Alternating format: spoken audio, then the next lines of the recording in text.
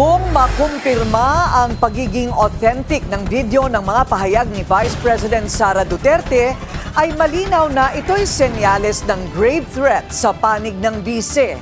Naniniwala si constitutional expert Attorney Domingo Cayosa na ang mga binigkas nito ay maaaring pumasok sa issue ng grave threats at magiging mahalaga ang pagpapaliwanag sa kanilang tunay na konteksto.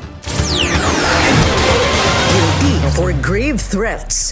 Yan ay kung mapapatunayan na totoo, genuine o authentic nga ang video ni Vice President Sara Duterte na nagbabanta sa buhay ng mga opisyal ng gobyerno. Sa programang Memo ng Bilyonaryo News Channel, sinabi ni constitutional law expert Attorney Domingo Cayosa na hindi na maaaring pagtakpan ng Vice Presidente ang kanyang mga mismong sinabi dahil may public record na ito. Ayon kay Cayosa, kailangang magpaliwanag ng personal si VP Sara tungkol sa kung ano ang konteksto at kanyang iniisip sa kanyang pagbabanta sa buhay ni na PBBM First Lady Lisa at dating House Speaker Martin Romualdez.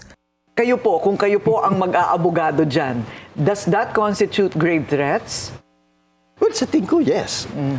And it's even public, no? Hindi tago eh. So the fact that it was said, hindi mo na pwedeng pagtakpan yan eh. So ang magandang pakinggan, bakit mo sinabi yun? Anong konteksto? Pwede yung sabihin, joke lang yun. Pero sabi niya, this is no joke. She would be the most competent kung ano yung konteksto ng kanyang pinagsasabi. Kasi yung opinion natin, kung sino man, mga abogado, opinion natin yun. We cannot explain what is in the mind of the president when she said that. So siya dapat ang pinaka-comment. I don't know how they can wiggle out of this. Tungkol naman sa ilan na ba talagang boto ang 2/3 ng kasalukuyang Senado, giniit ni Cayosa na hindi lang literal na salita ng batas ang dapat basahin na nagdidikta ng 16 na boto, kundi ang layunin o espiritu ng batas para manatiling gumagana ang mga institusyon ng pamahalaan. Okay. O ilabas mo na yung calculator mo. Oo, eto na. Ayan, 2/3 vote. 16. Ilan na lang sila ngayon? Sila ay 24 minus 3, 21. 21. Oo. O ano ang 2/3 ng 21? I think, well, he has his point. You can argue, if you look at it strictly, kung ba yung very conservative ka at saka yung letter of the law lang titignan mo. But meron ding rules sa interpreting a law, that when you interpret the Constitution or a law, you try to harmonize things so that it becomes effective. Right. Halimbawa, kung ang natira dyan 15 na lang, kasi nakasuhan lahat, di wala nang mai-impeach.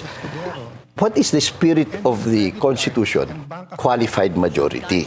Para rin kay Cayosa, pwede ring hindi na talakayin ang ibang articles of impeachment kung sa tingin ng prosekusyon ay sapat na ang isa o dalawang artikulo na naipresenta para makonvict ang bise. So, apat po ang articles that they want to take up. At sabi nga po nila kahapon, hindi pwedeng tayo ay boboto na for impeachment or acquittal, conviction or acquittal based on just one article. Okay, tama po ba yun? One conviction sa isang charge, okay na. Pero ito ang hindi nila sinasabi. Kung sakali, nag-present ng isang charge at solid at sa tingin nila, may feedback na kumbinsido na yung 2/3. Pwedeng i-withdraw na ng prosecution yung iba eh. Hindi nagtatapos sa impeachment ang posibleng pananagutan ng isang opisyal. Kahit mapawalang sala sa paglilitis, maaari pa rin daw maharap sa kasong kriminal kung may lalabas na pahayag o ebidensya na magtatatag ng probable cause laban kay VP Sara. Manatiling nakatutok sa Bilyonaryo News Channel. Sumubaybay sa aming social media accounts at mag-subscribe sa aming YouTube channel para sa mga bago at eksklusibong balita.